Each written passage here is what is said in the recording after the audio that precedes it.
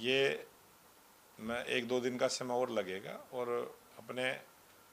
वरिष्ठ नेताओं से विचार विमर्श करते हुए, हर प्रकार का मंथन करते हुए और जिस प्रकार से तीसरी बार भारतीय जनता पार्टी की स्पष्ट बहुमत की सरकार बनी है और जिस विश्वास के साथ हरियाणा की जनता ने आशीर्वाद देने का काम किया है, उस हरियाणा के दिए हुए मत को पूरे विश्वास के साथ जो संकल्प पत्र में जो हमने अपना संकल्प लिया है, उस लक्ष्य को पूरा करने के लिए पूरे नई ऊर्जा के साथ ये मंत्रिमंडल काम करेगा और उसी हिसाब से सबका पोर्टफोलियो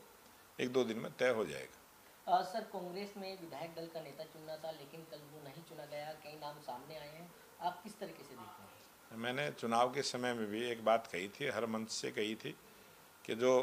कांग्रेस के नेता हिसाब मांगने के लिए निकले थे, हरियाणा की जनता 5 अक्टूबर को वोट के माध्यम से कांग्रेस को जवाब देगी और वो कांग्रेस के नेताओं को हरियाणा की जनता ने वोट के रूप में जवाब दिया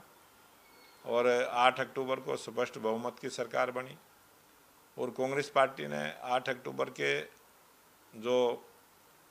लोकतंत्र को मजबूत करने का काम किया था, उन्हीं पर शक जाहिर किया और बहुत सारी अनाप शनाप बातें कहीं। पहले तो वो ईवीएम को ही दोषी ठहराते थे, अब की बार तो पूरे चुनाव आयोग को ही दोषी ठहराने का काम किया।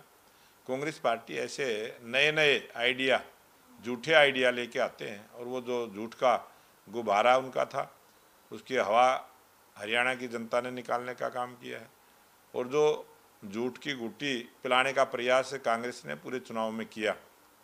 उसको हरियाणा की जनता ने नकारने का काम किया है और हरियाणा की जनता ने जो जनादेश दिया है उसका मैं सम्मान करता हूं और उनको सबको धन्यवाद भी करता हूं कि एक अच्छी सरकार को चुनने का जो काम किया है और लोकप्रिय मुख्यमंत्री नायब सिंह सैनी उन सभी आशाओं पर खरे उतरेंगे जिस प्रकार से उन्होंने थोड़े से समय में भी बहुत सारे 126 निर्णय करने का काम किया था। आप देखना आने वाले इस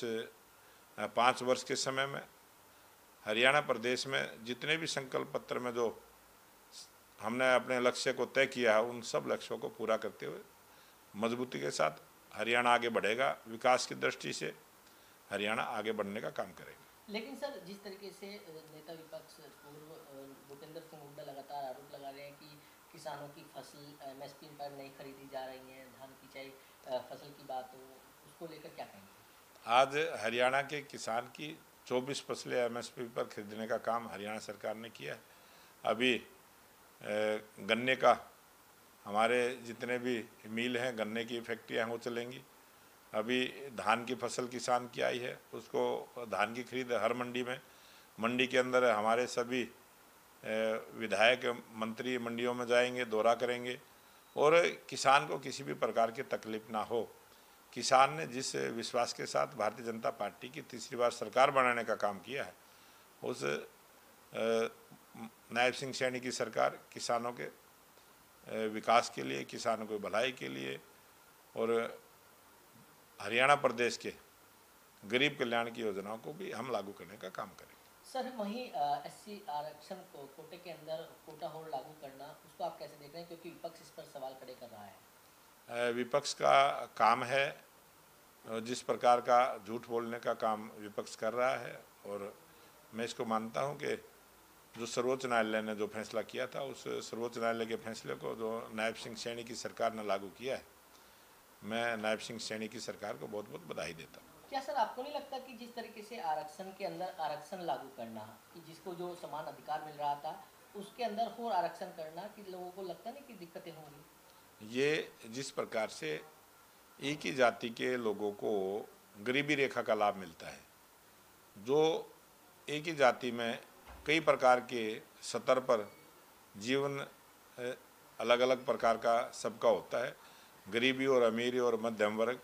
तो उस गरीब कल्याण की योजना उस गरीब के घर तक पहुंचाने का जो काम हमारी सरकार ने किया है, उसी आधार पर किया है कि जो